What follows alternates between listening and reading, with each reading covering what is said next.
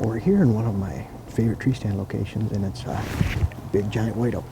Beautiful tree. And I love this tree because it's got a lot of trunks. It's big. We can move around a little bit up here. I don't feel like we spook a lot of deer. We actually have a lot of supporting cover around here too. We got conifers around us, other oaks, and quite a few trees that we can hide in here and hide our shape. Now I have to stress, it's a great tree. I happen to love big white pines too, big red cedars. But you never want to choose a stand location based on the type of tree.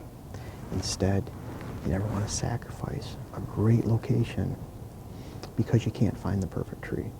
I had one client one time, he had to have trees that were 24 to 26 inches plus in diameter, and that would hide his shape in.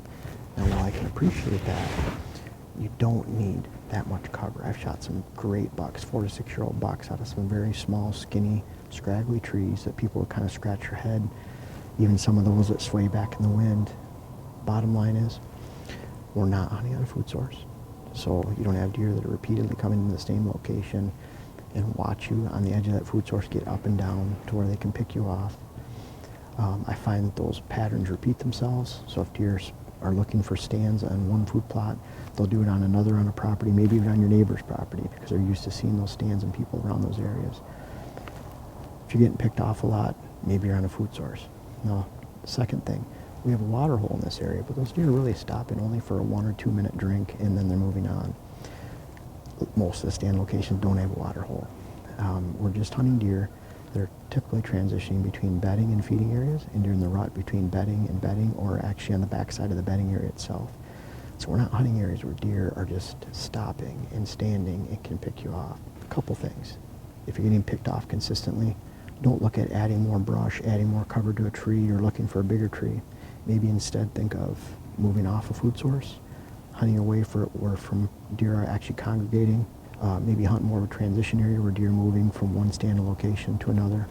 So you have those two things. Look for a transition area, get off food, and finally, you can't overhunt your stands. This stand location is one of our favorite. We might actually hunt this area 5 times, but that's 5 times over 3.5 months.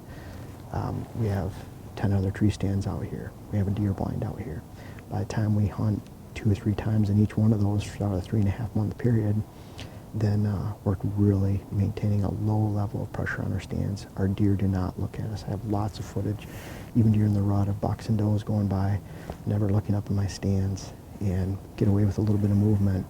It's not because they're overly dumb in this area particularly. In fact, there's a lot of hunting pressure around here. It's just the fact that we're not overusing our stands, we're hunting transition areas, and we're not hunting off the food sources. Try it.